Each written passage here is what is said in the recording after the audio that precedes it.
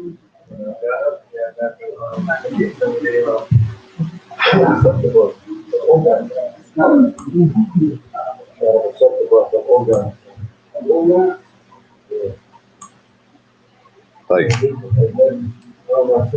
بسم الله الرحمن الرحيم الحمد لله رب العالمين والصلاة والسلام على أشرف الأنبياء والمرسلين نبينا محمد وعلى آله وصحبه أجمعين أما بعد.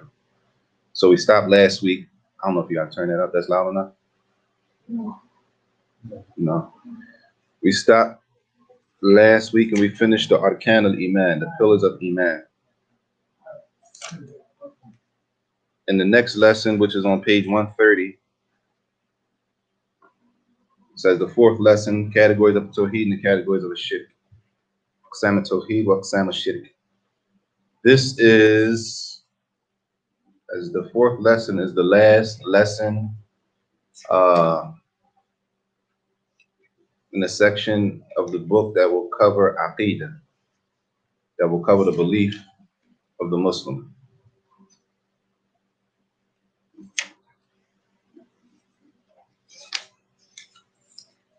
Which will, after that, we'll go into the section dealing with al-fiqh, the conditions of the salat and stuff like that, and everything coming after that. But this is the last section of the book that has to do with aqidah.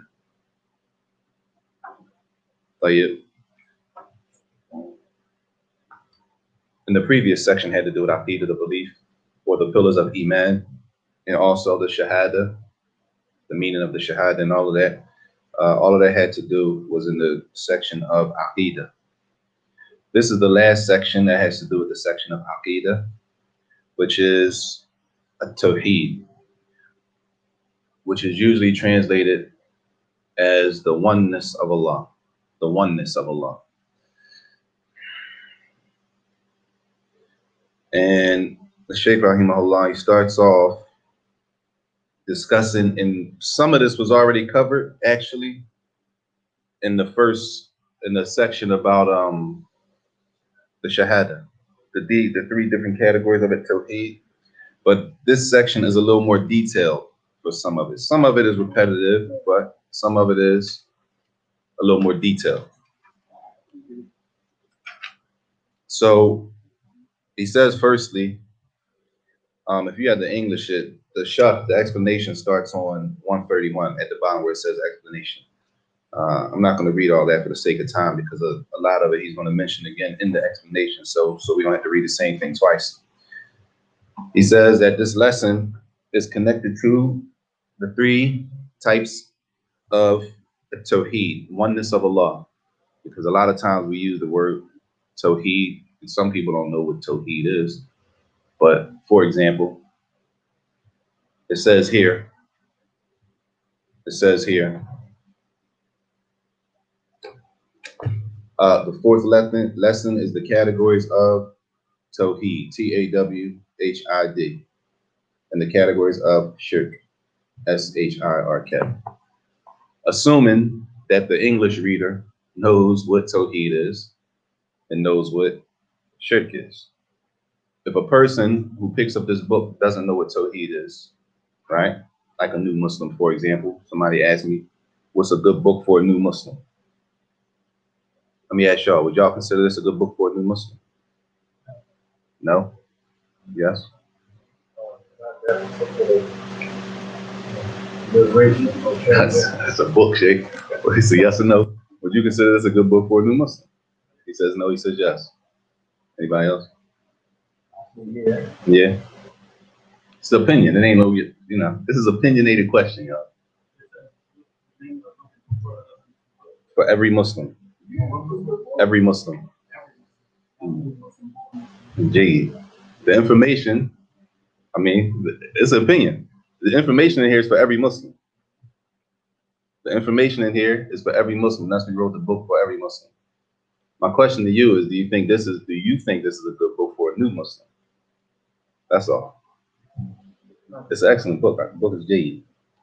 Me personally, I don't think for like a new Muslim that took Shahada yesterday. It's a new Muslim. What do you mean? Oh, that's a new Muslim. Yeah. He took Shahada yesterday, or she took Shahada yesterday. To me, in my opinion, this is not a good book for them unless somebody's going to walk them through it. To be sitting in the house reading it on their own, what are they supposed to do when they get to it and says the Shaykh? Shaykhh. You with me? But it depends on how you look at it. Because it's an important lesson. So that in itself, we're forced them to ask questions like, okay, what's this, what's that? Inshallah. No doubt. Depending on the person, no doubt. I ain't nothing wrong with it, but new Muslims are also on levels. Some people are ready for this because they've been around a lot of Muslims and they might like be familiar with a lot of stuff that we already say without knowing it. And some people might be like 0-0, right? Right. That honestly can cause a few good because you could be like, they might not know that he's talking about scholar. You might look at the book like, wait, my friend called his name shit, but my friend called his dad shit. Everybody is shaking Philly. Exactly. And that's a whole nother problem. Everybody use the word shake and Philly. Everybody's saying shit. If we know what a sheikh really is, sheikh to us is slang, but in reality, sheikh has a meaning. Linguistically, a real meaning. It got a real meaning. He's still going. Yeah. Sheikh have a meaning. Sheikh have a meaning in age, or sheikh have a meaning knowledge. A person that got knowledge is a sheikh.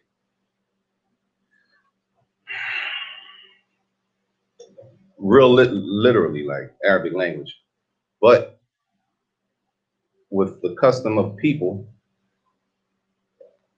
in the land of the Muslims, sometimes they consider religious people sheikh. They'll call you sheikh if they consider you to be a person that's practicing Islam, right? To them in that area. So the shuyukh are the people of knowledge, right? Scholars. Yes. On what? All right. No, I'm just saying, this is in case somebody pick up the book, right? A sheikh to some people is a person that's practicing deen. So if you go to, at least in Saudi, Mecca and Medina, in Mecca, I can only speak really Mecca and Medina, they'll consider you a sheikh because you got a beard, your thoba's not dragging, it's above your ankles, right?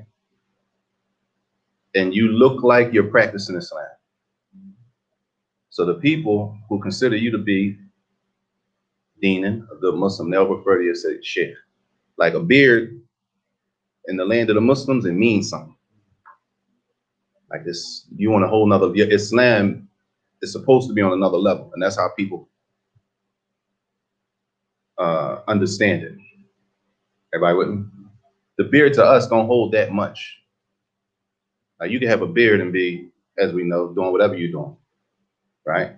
And there's no haya and respect for the lihya, right? So a person takes shahada, first they need to let their beard grow, and they might go right back to the corner, or she go right back to what she was doing, right? But the beard has a meaning. It symbolizes something in a certain culture. We don't know it's Islam. Islam, you're supposed to grow your beard. Cool.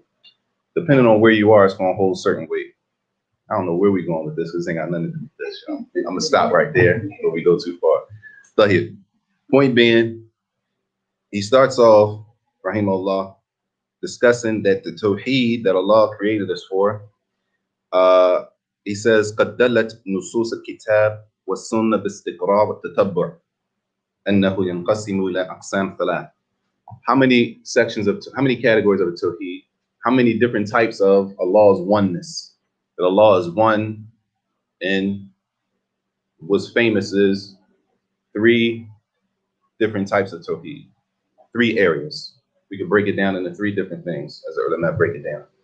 And he's going to get into that some scholars break it down into 2 different categories. None of them, no category, or all 3, they can't be separated. No matter how you look at it, it all comes back to the number of 3 separate categories. And we already did this, but he goes into a little more detail.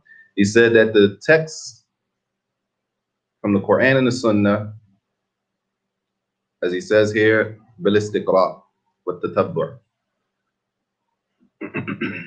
All right, this is the question. Is there a dalil that says, is there an ayat that says these are the 3 categories of a tawheed? These are the three categories that deal with Allah's oneness. Does anybody know the ayah? Or hadith? Hmm. طيب. Where does it say? What does it say in that verse? The categories of tawhid are three. Huh? Does it say it? طيب. There is no ayat or hadith that says there are three categories of tawhid. Right? Clear? You're not going to pick up the Quran and some of you going to come across a verse that says, as the Sheikh says here, the categories of tawhid are broken into three. But it's done bistiqrat. That's why it says here, it says through investigation, it says at the bottom of 131. طيب, through investigation, which means al-istiqra is a form of, it comes in the books of usul al-fiqh, a form of dalil, a proof. And it is investigation, but it's a heavy investigation. Not just a, I'm going to use this because this is what we know. It's not a quick Google search and then you come up with something. That they got to sift through and they go through the Quran and the Sunnah. Heavy investigation. Okay, this is what the text point to. All of the texts point to these things. We have plenty of ayat, a hadith that show it's restricted to these three, right? Some may say, okay, it's restricted to these two, and they group them the way they group them, but it comes back to three separate categories. And that's why it says investigation through the Quran and the Sunnah.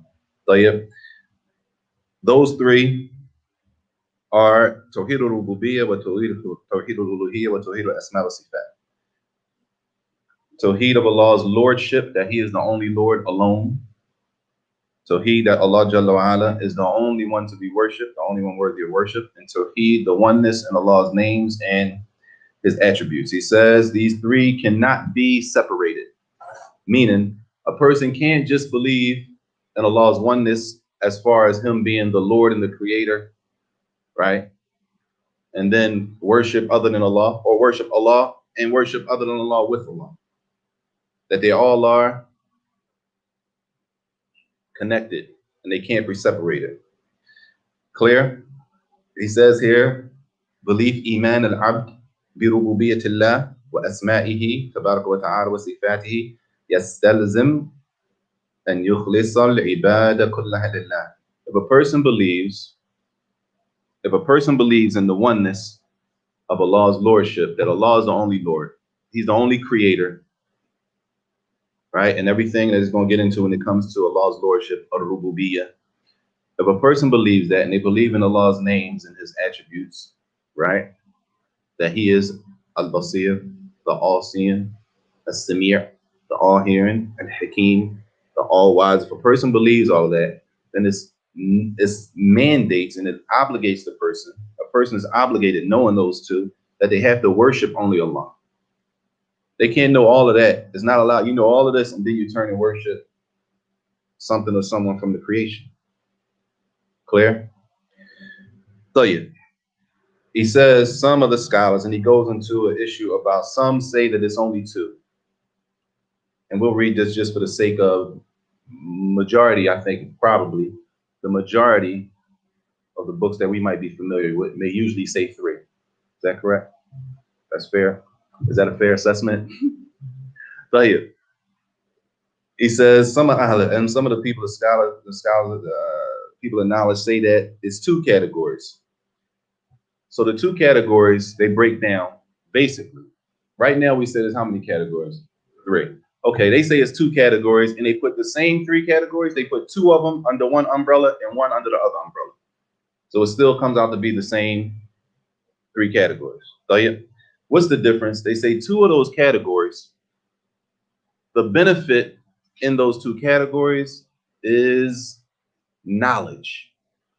In the other category, the benefit is action. So we know the ayat that why were we created? For worship. Worship is action from us, right? Worship is an action that we have to do. It's action that we have to do. So if you're looking at the three categories of a tawheed, one category requires us to do action, which is tawheed al-uluhiyyah, the tawheed of worship. And the other two categories require knowledge from us, that we have to have knowledge of these things. And that's what he's talking about. I think that's at the top of page 132. They call it, I'm sorry, in the middle of 132. It says the tawhid of knowledge and the tawhid of action. It says 1 and 2 on the bottom of, or the middle of 132. So they call it tawhid, number 1, ilmi, knowledge. And that is tawhid al-rububiyyah, that we have knowledge that what? There's only one Lord. There's only one creator, that we have knowledge of this. That Allah gives life, causes death. Allah is in control of everything, right? Allah alone. This is a form of tawheed. Do we have to do anything necessarily as people? No. In this case, our job is to understand and have knowledge of this. Clear? The same thing with Allah when it comes to Allah's names and attributes, right? That is based on, as they say, knowledge. The matlub fihi al-ilm wal-ithbat. The benefit from those two things is that we have knowledge and we affirm those two categories. Yes, Allah is the only creator, alone. Yes, Allah is as-samir, the all-hearing, alone. Allah hears everything alone, and He doesn't need help. He doesn't get weak, and everything that Allah described Himself with. All of the names that Allah described Himself with, that they're strictly for Allah Jalla wa'ala. And the attributes the same, and they're perfect. And that's only for Allah Jalla wa'ala. And that category, those two things, those two categories, it only takes us to know, have the knowledge of it, and say, yes, Allah is as He described Himself in the Quran, or as the Prophet Sallallahu Alaihi Wasallam described Himself, or described Allah in the Sunnah. Tayyib. And the third category, which is worship. And this is the category that they say takes action, right? And they call that tawhid amali. Tawhid amali, that it actually takes action, which is the tawhid of worship, tawhid al-uluhiyyah, bi-ifrad Allah, bi-ifrad Allah subhanahu wa ta'ala bil-ibadah, that a person singles Allah out alone and only worships Allah. And this takes us, this takes worship, this takes an action from us, the human being. So rather they say it's 3 categories or 2 categories, right? They all come back to 3. And those are the 3 we're going to discuss, inshallah. The famous ayat that is used that we know is from where? That every mankind is created for worship, right? That ayat is where? If we don't know, we're going to learn today. The purpose of our creation that most people know is in what surah? Huh? What's the ayat first? What's the verse? That, huh? And I did not create the jinn and humans, mankind, except that they should worship me. That's the purpose of the creation, which is in Surah Al-Dhariyat, ayat 56. This is on page 133. That's the famous verse that everybody knows, that I have not created the jinn and mankind except for worship. When it comes to the oneness of Allah and His Lordship and in His names and attributes, or which is considered what? That we have knowledge of those things. On page 133 at the top is the other ayat, which is in Surah Talaq, right? Where Allah says, it is Allah who has created the 7 heavens and the earth, the like thereof, meaning the seven heavens, 7 earth. His command descends between the heavens and the earth, that you may know that Allah has power over all things, right? The point of the creation is to, not the point of the creation, but they say the point of the creation, the other point, is for the person to have knowledge. They say this ayat points to the direction of knowledge, and he's going to go into more detail. In order that you know that Allah has power over all things. Tell you again, regardless, whether it's majority of the books, it says 3 categories, right? You might pick up a book, and the only reason I mention it, this case, you pick up a book and it says Tawheed is 2 categories. So I thought he said 3, right? Whether it's 2, whether it's mentioned in the book 2 or it's mentioned in the book 3, they're all going to come back to the same 3. Clear? They're all going to come back to the same 3. That was the only point of mentioning the difference. So you got a question?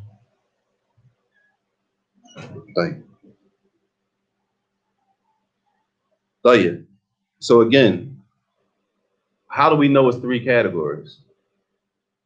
What's the dalil that is three categories? What's the verse that tells us it's three categories, or the verse that tells us it's two categories? Huh? Yeah, in the Quran.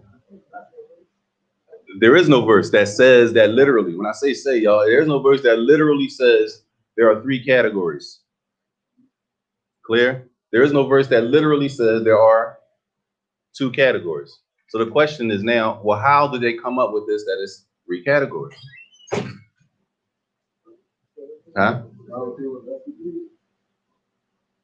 Say, scholars. Let's use that. Let's start right there. Scholars. Scholars can just come up with anything? Yeah, right.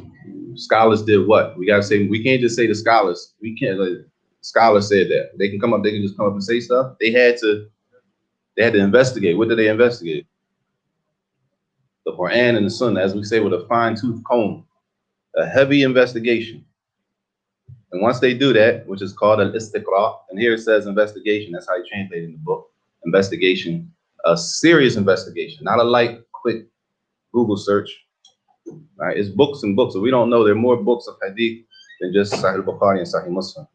Okay, 6 books of hadith famous. And then there's other books of hadith that are lengthy. It's a lot of hadith.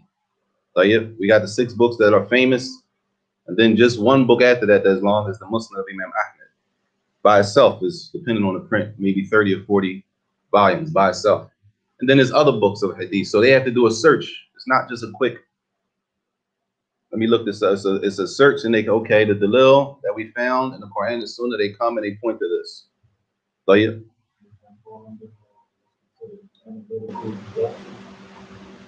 No, that's not analytical deduction.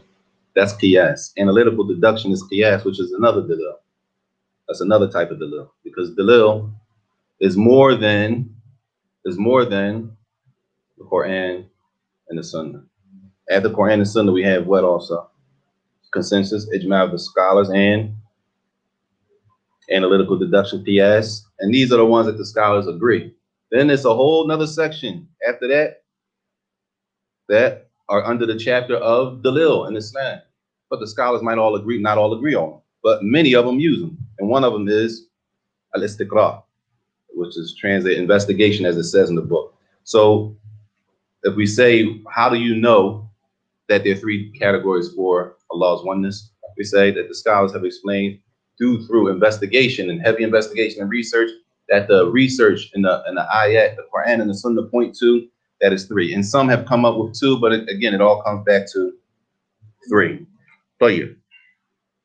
This is why he says, urifat bil istiqra. He says, huwa hujjah. Huwa hujjah. Istiqra is considered to be a proof in Islam, and that comes in the books of usul al-fiqh. Usul al-fiqh. طيب. He gives an example now, and inshallah this helps us in our salat. The example is for the 3 categories. That the first category is that Allah is one as the Lord and as the creator, right? The second category is that Allah is one when it comes to his names and his attributes, his descriptions. And the third category is what? That Allah is one when when it comes to our worship. We can't worship along with Allah, anyone or anything, right? So yeah, he pulls an example now. This is an example of each category in the Quran. And this takes, you have to think, ponder.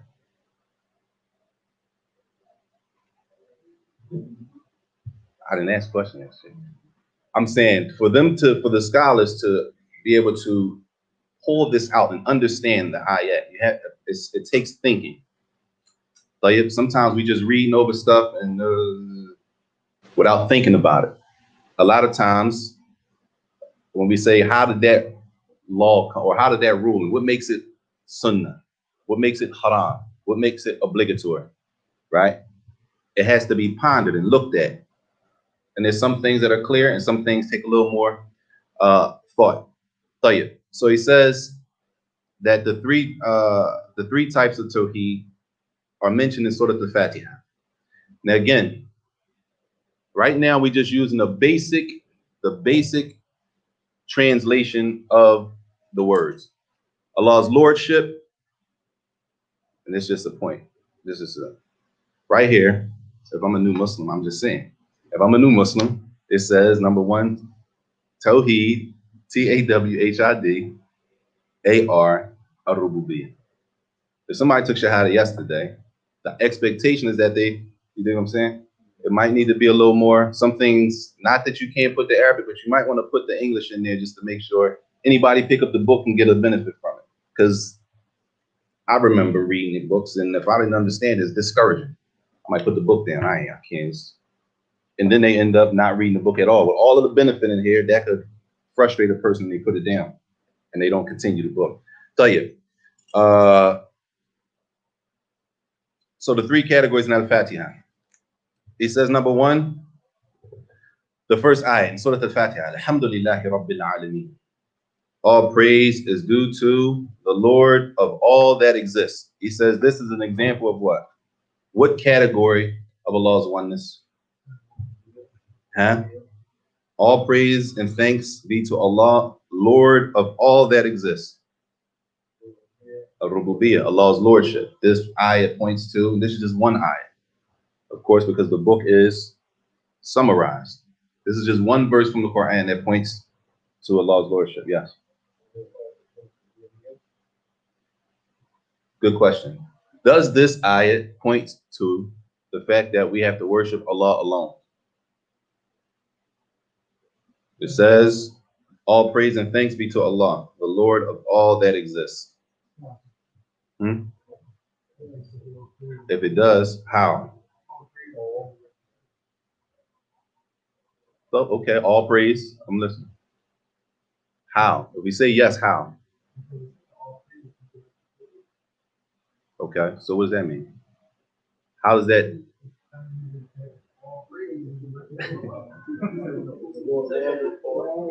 Uluhiyah, to worship. Uluhiyah.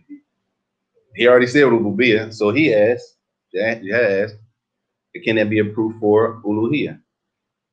Sheikh says yes. If we say yes, we need to be able to prove that it does, right? We want to, right?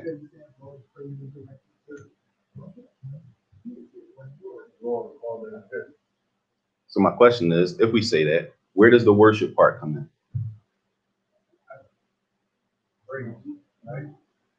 Huh?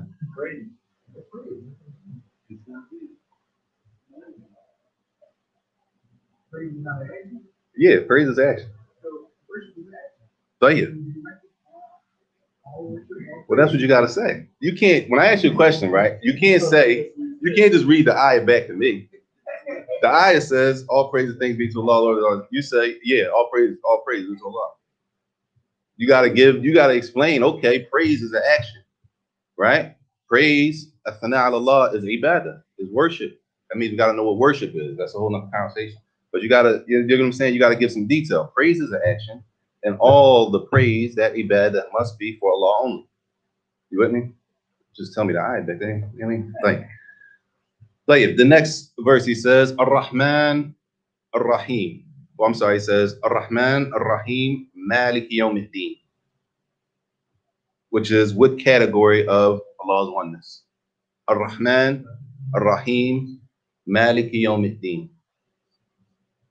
Allah's names, Ar-Rahman is a name, Ar-Rahim, Maliki Yawmiddin, all of these are two names and a sifat and a name, Maliki Yawmiddin. Tayyib, for Allah's names and attributes. And then he says, Iyyaka na'budu wa iyyaka nasta'een. If we understand the meaning of these words, when we recite Al-Fatiha, it should give us some more, it should give us some more focus in the salah. If we understand, okay, Alhamdulillah Rabbil Alameen, this proves that only Allah is the Lord Right? That's pondering while you recite the ayah. Allah is the only Lord. All my worship has to be for Allah. Ar-Rahman Ar-Rahim. Allah is one in his names and attributes. Ar-Rahman. We need to know what the name Ar-Rahman is, even if we only know the translation. The name Ar-Rahman, Ar-Rahim, even if we only know the translation, it should give more meaning in our salah and give us more focus. Maliki Yawmiddin, right? The owner or the master of the day of judgment. And then the last one, Iyyaka na'budu wa iyyaka nasta'in. You alone we worship, and you alone we ask for help. Is the proof for what section? Worship. Worship. If we recite in the Quran and we recite in Al-Fatiha, which we don't have an option of reciting in the Salah, then these are the type of things that we should be trying to bring to our mind as we're reciting to give us more focus. Not just get through the Al-Fatiha right quick because I got to recite it. I'm in a rush. I got to get back to work. I got to hit here. Store already closed. I got curfew tonight. We got to get in. All right. That if we reciting with this, it brings more meaning to the Salah. It brings more meaning to the Salah. And this is just a sidebar, if you understand Arabic, it brings even more meaning. I think I'm gonna say that every class as an encouragement, inshallah. If you understand Arabic, it gives more meaning if you understand what Allah is saying. It holds a little more weight. Sahih? For the people who understand Arabic, I think they would agree. And it's not that we can't learn Arabic. That's fake news. We black, we in America, we from Philly, it's rough, this, spitting out here, so we can't learn Arabic. That's the excuse. Trick from the shaitan to keep us ignorant of understanding the book as it was revealed, understanding the original text. We should take pride in having our original text. How many people that you know who don't believe in Allah and His Messenger have their original text as it was revealed? Alhamdulillah. We should take pride because Allah told us at the end of time, the Prophet told us at the end of time.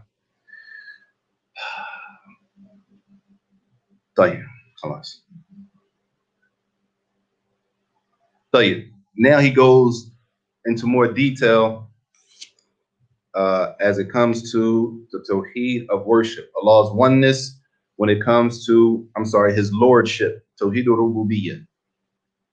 And I want to keep using the word Lordship because a lot of times we use Arabic words and people don't even know what they don't know what they mean.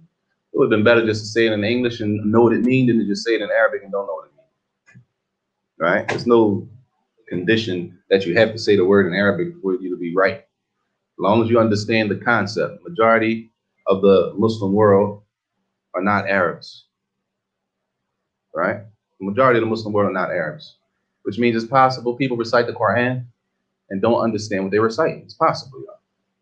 Because a person recites the Quran doesn't mean they understand what they're saying. Doesn't mean they understand, but that's the blessing in it only that people who don't understand Arabic at all memorize the Quran from front to back. And if you make a mistake, they'll correct you. If you ask them what it means, they might not know what it means. But Allah preserved the Quran. If you ask what it means, they might not know, but Allah preserved the Quran in the hearts of the Huffaz. Tayyib. So he says, it is Iman billah subhanahu al-khaliq li kulli shay'in al-mutasarrif fi kulli shay'in la sharika lah fi dhalik. And this is the first type of tawheed. And this is the section that some of the non-Muslims, they might agree. Some Christians you talk to, they might agree it's only one God. We're not talking about who they worship. And we're not talking about, we ain't get there. We're talking about, they might say to you, yes, it's only one God. And some of them might say Jesus is not God. Some Christians might even argue, no, Jesus is not God. I don't believe that. They'll tell you that. I've met Christians who say they don't believe Jesus is God or the Son of God. It's not my belief. I'm just telling you what I was told, what they believe. Tell you, this will fall under the tawhid of Allah's Lordship, right? There's only one creator, right? There's only one that can give life or take life, right? He has no partner in that. No one helps with the creation. Allah creates alone. Allah creates alone. And all of those actions that are actions of Allah Jalla wa Ala. He gives life, calls death. Allah is in control of everything. Therefore, if we understand that Allah is in control of everything, then we understand it should give us a good understanding, or it should refer us or remind us of the qadr that we did last week, that the decree, nothing escapes Allah's knowledge.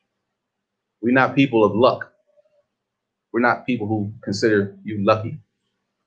It was luck. It was only off of luck. Or, you know, other superstitious beliefs. People have superstitious beliefs with them, not us. We're not people of superstition. We're not people of luck. We're people who believe in the qadr. And everything we spoke about in the qadr, that everything is calculated, everything is written, and Allah knows, and nothing escapes Allah's knowledge. And everything has a wisdom and hikmah in it. Everything happens for a reason. Does it necessitate that I understand every reason for something to happen?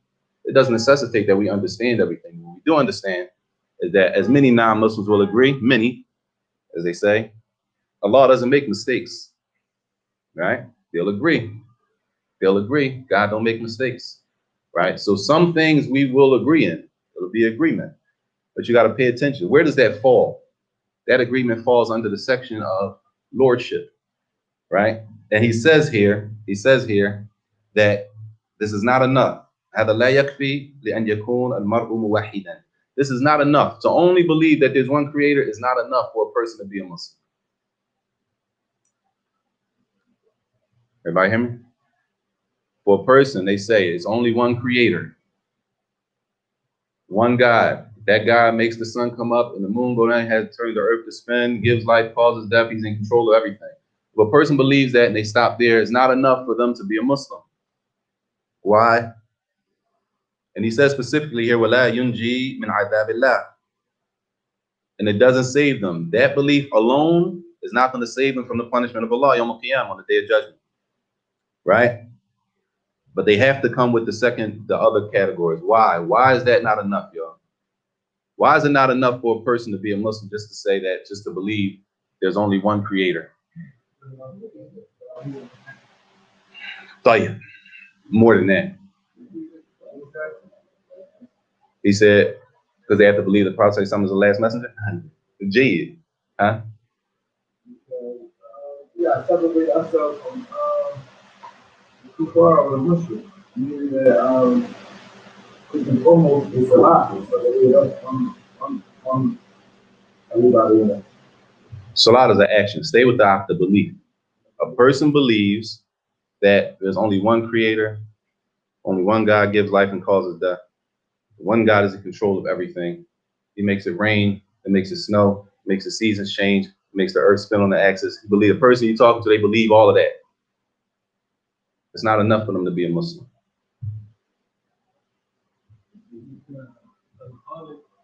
Alone is not enough to believe in all of the person can easily take a different name of person and say, well, this person is this, or this person is that. Like how people say, how some old people say, God is this, God is something. But here, it's easy. Inshallah, it's easy. Worship. If a person says, yes, there's one creator, and then they turn around and worship the sun, how can they be a Muslim? They turn around and worship their ancestors. How can they be a Muslim? They can believe all of that. There's one God, there's one creator. We agree on all of that, and then they turn around and they worship Jesus, right? And they themselves don't consider themselves to be Muslims, right? Even though they might agree in this area that we're talking about now. We might sit there and have a whole conversation and agree, yes, about the actions of our Lord, right? And even the names and attributes, right? But as he says, that wouldn't be enough to save a person from the hellfire, but it's a must that they also implement that in their worship also. That they worship only that creator, only. Tayyib. He says, this is why Allah said in Surah Yusuf, ayah 106, which is on page 136 in the middle of the page, where Allah said about the kuffar and mushrikeen, the disbelievers who, do we know what a mushrik is? A mushrik in Arabic. It says here, and for this reason, it says, Allah said about the disbelievers and the polytheists. A mushrik.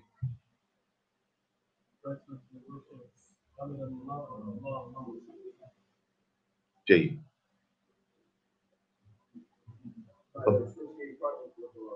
What does that mean? Associate partners with Allah.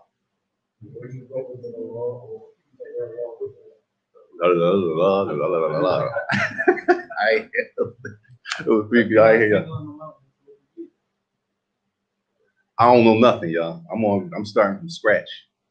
What is a polytheist, or what does it mean to associate partners with Allah? To worship something alongside of Allah. Do they worship Allah? Huh? Okay, I'm not. Do they worship Allah? A mushrik. Does the mushrik worship Allah? He can. But the problem with the mushrik is that what? He also worships other things. That's a problem. Some people don't worship Allah at all.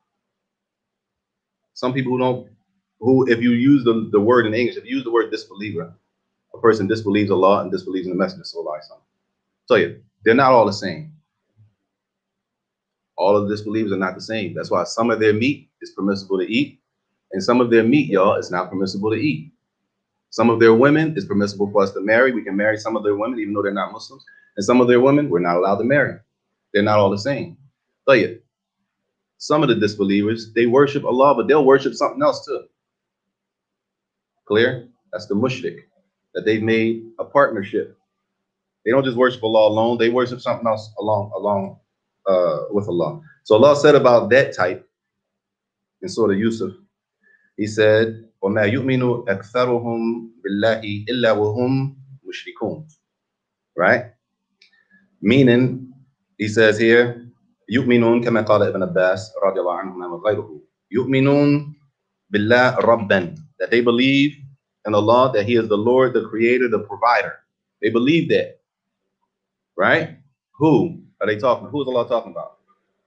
The mushrik, the one who worships Allah and he worships something else. Some people worship dead people. Y'all, it might sound however you think it sounds, but some people worship dead people. Ancestor worship, whatever you want to call it, or whatever else it is that they worship. Allah said you'll find that that they do. They believe in Allah and His Lordship. And then He said at the end of the ayat, إِلَّا وَهُمْ مُشْرِكُونَ. That also they will worship something else. They don't have a problem with that. They don't have a problem worshiping Allah and worshiping something else with Allah. This is the mushrik. This is the one who put partners, or as it usually says in the book, it says associating partners with Allah, right? That they might worship Allah and they might worship something else also. This is the mushrik. How do we know? He says, because this type of person, إِذَا سُئِلُوا مَنْ خَلَقَكُمْ. If you ever have conversations with Christians, a conversation with a Christian, y'all don't got to be an argument all the time. Sometimes it could be just a, discussion, right? It could be a discussion. Who created you? Who's the creator? Maybe sometimes, because this happens a lot. Sometimes, many times, a lot of Christians don't understand what we believe. So when we talk to them and have a discussion, it don't gotta be, man, y'all on falsehood. Y'all on a bunch of falsehood. And then tear them down. They don't want to hear nothing you got to say after that. It could be a discussion. Well, who's the creator? Because we believe that it's only one creator. We don't got to use a bunch of Arabic terms when we talking to people who don't understand Arabic. Who's the creator?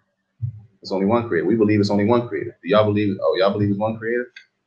Because a lot of times they don't understand what we believe. We assume that people understand, but they might not understand what we believe. Right? That's why it says, if you ask them, "Man khalaqakum," who created you?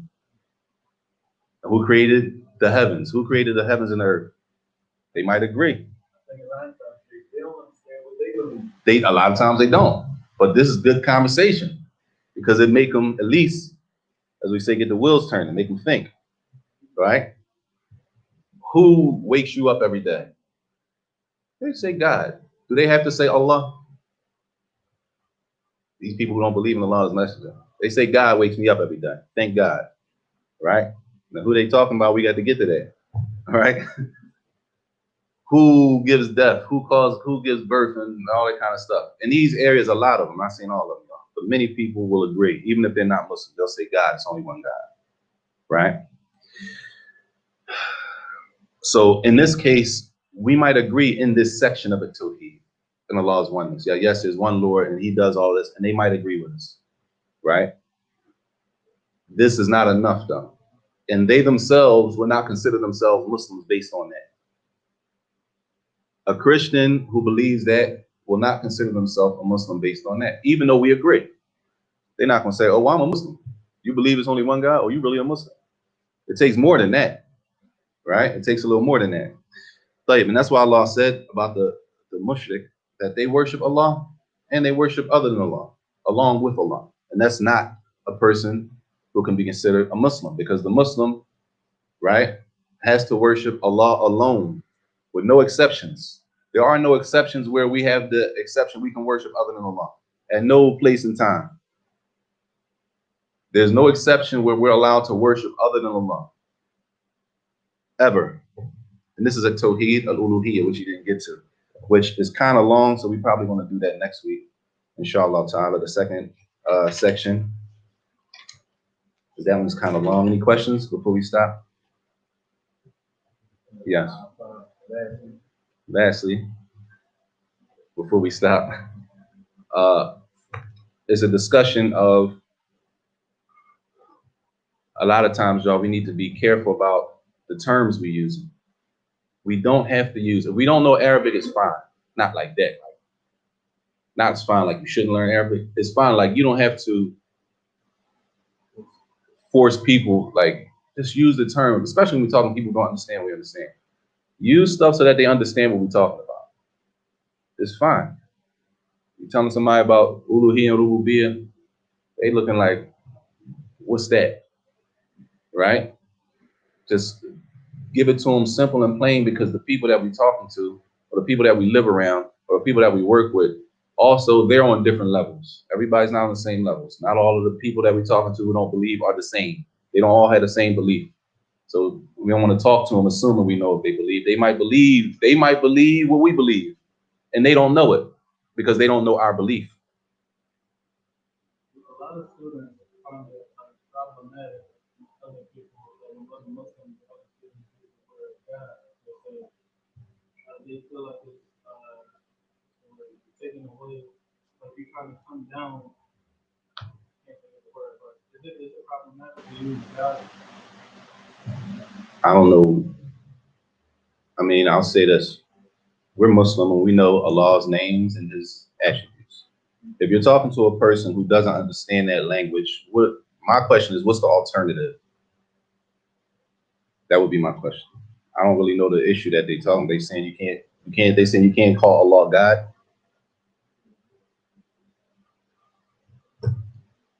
Allah. I mean, if the expectation is the person listening knows who Allah is. I mean, realistically, if you're talking to a person and you're giving them dawah and you're talking about what you believe, if we assume that people know what we believe, like the dawah, it's a mistake from the beginning. Some people, y'all, don't know who Allah is. They don't know. They might have heard the name, but they don't know that. They don't know what we believe. Some people think we worship Muhammad. So my question would be, if we're not going to say Allah, or we're going to say Allah and explain it, or we're going to say we're just going to start talking. Now, we want to start and set the ground rules for the conversation. And so, well, I believe we can't even say God, or what? I mean, I want to tell the person, well, I believe God's name is Allah. Like, I don't refer to him as God. I say Allah. So if I keep saying Allah, I'm referring to what you call God. You want to do that? I mean, if you want to do that, that's fine. But I mean, I think that needs to be like established in the conversation. We can't just assume that people looking at us because it's Philly, especially here. It's Philly. It's a bunch of Muslims walking around. People look like Muslims. You can see Islam everywhere. You can't assume that everybody understands everything, because they don't. A lot of people think, a lot of Muslims think, a lot of non-Muslims, y'all, don't even know the difference between the nation and Islam. So Some people don't think the nation and Islam, they think it's the same thing. They think what we believe, what the nation of Islam believes is the same. The older people, yeah, because that's what they experience. The older people, older generation, 70s and 60s and 60s and 70s and up, what they experienced, a big portion of it was the nation of Islam. And that's what their understanding of Islam might be to this day. They might not know anything outside of that. So we go to them talking and you work with a person, or you see a person every day at the Dunkin' Donuts, and they start asking you about Islam, and you're assuming that they understand everything you understand. You're assuming that all these Muslims walking around, you gotta know something. Nah, people, they may not be in those type of circles. So if a person want to start the conversation and lay that groundwork and not use that, that's one thing. As far as realistically, I'm just trying to figure out what you're going to say to a person.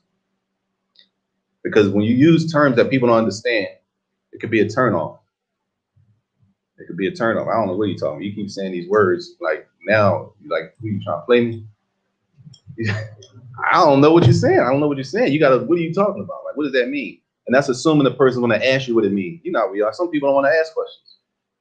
They shy to ask. They don't want to look like they don't know something. So they might not ask. So you didn't tell them and they didn't ask. Y'all had a whole 3-hour conversation and they never knew who Allah was because you refused to say God. I don't know if there's a prohibition on saying God. Allah Allah. Sheikh, you know any prohibitions on saying God? You shaky. I'm talking to you. Allah Allah. No doubt. Speak to the language, speak to the people in the language they understand.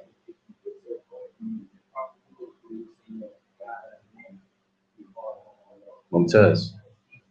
Jade.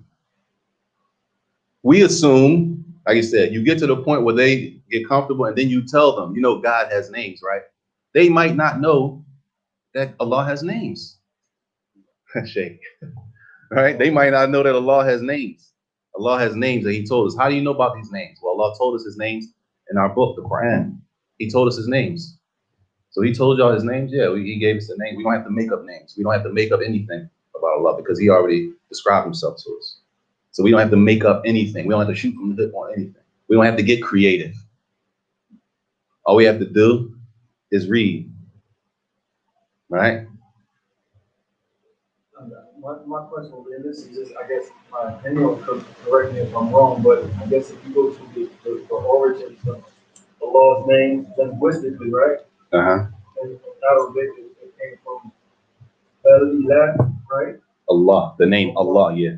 So, I mean, then it's up to me, kind of learns to the fact that it shouldn't be problematic because it's God. So, in essence, right?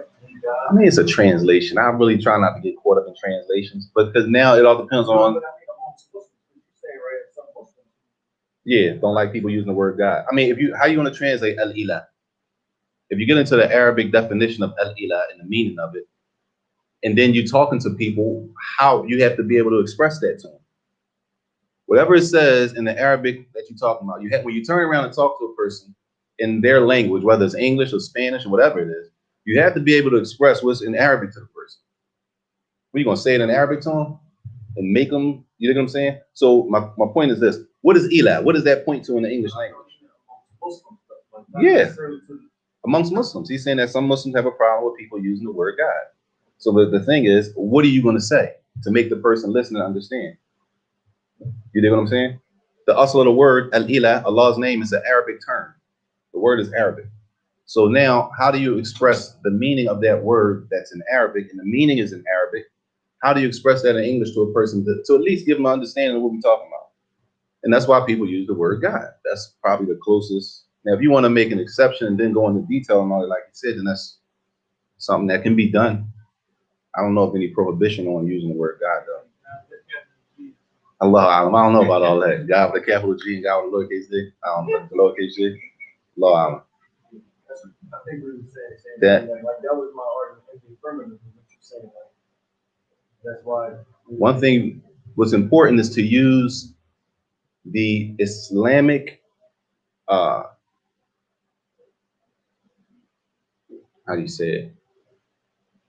You have to use the Islamic definition of things, not the English definition of things. You understand what I'm saying? The Quran is in Arabic. So when we talk about Islam and rulings, the asl is that it's coming from the Arabic language, right? Islam, Sharia, is coming from the Quran and the Sunnah. The Quran is in Arabic. So now we have to figure out, okay, if we don't know Arabic, how do we get the point across, or how do we make the people understand what it says in Arabic and English? You have to translate it. Okay. The problem with translations is some things can't be translated exactly. So now you have to do what? You have to make it understandable in that language without changing the meaning of the original thing. You see the job of the translator? That's why the translator, whoever the translator is, to whatever language it is, has a heavy responsibility, because you have to keep the meaning of what was said, but you have to make it understandable to the, is that a word? Understandable? You have to make it to the point where the person listening can understand whatever language they use, not just English. Whatever language is being used, being translated into, you have to keep the meaning. It might not mean you might have to do it verbatim, because if you do it verbatim, if I translate something exactly how it's from Arabic to English, and I say it might not make no sense. So not that I'm changing the meaning, but I have to make it make sense and still keep the meaning at the same time. Question. What do you say of those who say they are actually in Aqidah? What do we say to those that say they are actually in Aqidah? I don't know. What are we supposed to say? That's what I'm thinking. We're not studying the Aqidah that Shadi's in here. So that's going to need a detailed explanation that we're not getting to. We're not Ashari. How do you come back and propose of it? How do you come back into the fold of Islam when you what? You haven't been as close to the deen as much as you want. When you haven't been as close to the deen as much as you want to. We have to use what Allah and His Messenger gave us. We have to pray. We have to make dua. We have to be around people that are stronger than us Islamically. We have to be in those places that we know, and everybody know. We don't got to act crazy. Everybody know. When you're not deening, you go certain places. And when you are deening, you don't go to them places. All right? When you really trying to get on your joint, as we say, I ain't going down. Trying to get on. I ain't gonna be trying. I gotta stay away from that. If we don't know where we're not supposed to go, then one place we all need to know where we should be going is the masjid. For sure. If we don't know that, if we don't know where we're not supposed to go, we need to come to the masjid, the masajid. Go to the masjid and start making friends in the masjid, meeting people and praying. Make sure we're praying. If we don't know how to pray, go to the masjid. Because it's a bunch of places, it's a bunch of things that we're not supposed to do. But let's keep it simple, because we'd be here all night. There's a bunch of things we are supposed to do. We'd be here all night. One thing we know, go to the masjid. Go where the people are worshiping Allah. Go where the people are, where you're going to run into somebody who you see to be stronger than you as a Muslim, that's going to encourage you to do better. That you could possibly ask them a question. Sitting home on the internet, y'all, that ain't the way. The jama'ah is the jama'ah, meaning we all come together physically, right, and do things. And that's why so many people took a hit during the pandemic. So many people got jammed and took a hit on their Islam, and a lot of us still haven't recovered, still haven't made it back to the masajid. Why? Because there was no jama'ah. There was nothing bringing us together and seeing people that's better, and we human. Some things we don't want other people to see. The Prophet told us in the hadith that the sin is the thing that you don't want people to see. So it's normal. We don't want people to see us like that. So when we see each other on a constant basis, it's an encouragement of not to do something, because at the least I don't want nobody seeing me like that. Let me try to stay in a good light, right? Which is no problem with that. We should want to have good reputations. How do you as a Muslim interact with your family and living having ignorant and things they say to you?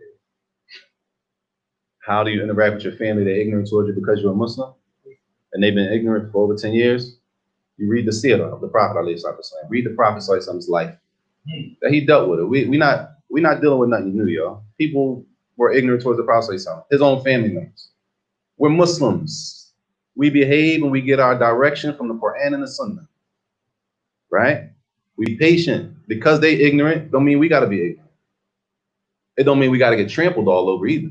But they don't mean we have to, as we say, stoop to somebody's level and be disrespectful and ignorant. But at the same time, we don't have to let them walk all over us and totally disrespect us. But we need to know our Islamic boundaries.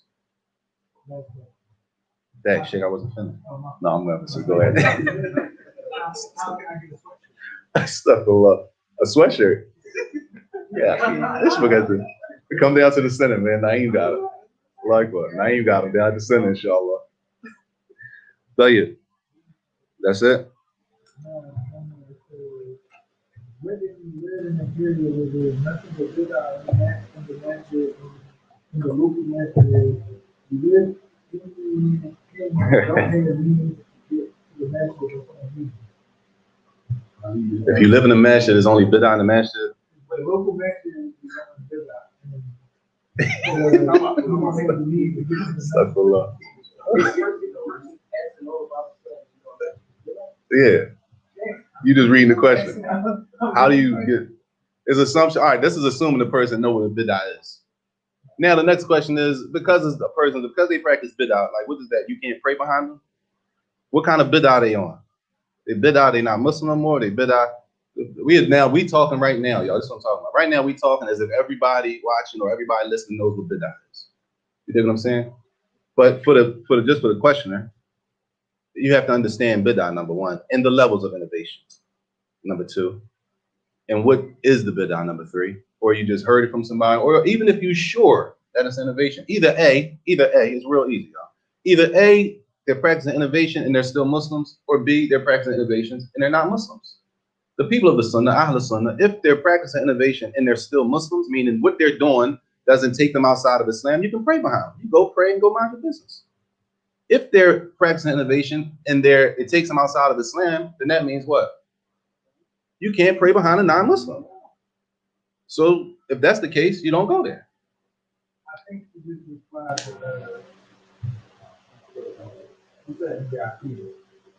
Like, it don't make a difference. You only got two options. The people on innovation and they're still Muslims. Oh my God. Khalas. Either if they're practicing something they're not supposed to be practicing and they're still Muslims, or they're practicing something they're not supposed to be practicing and they're not Muslim anymore. If they're Muslims, it's permissible to go pray behind them. And if they're not Muslims, it's not permissible to pray salat behind somebody who's not a Muslim. And we'll stop there with sallallahu alaihi wasallam. We're not getting into that, man. I'll let you deal with that, inshallah. What the Ikhwani is. They start going, what's the Ikhwani and all that. Khalas. Sallallahu alaihi wasallam.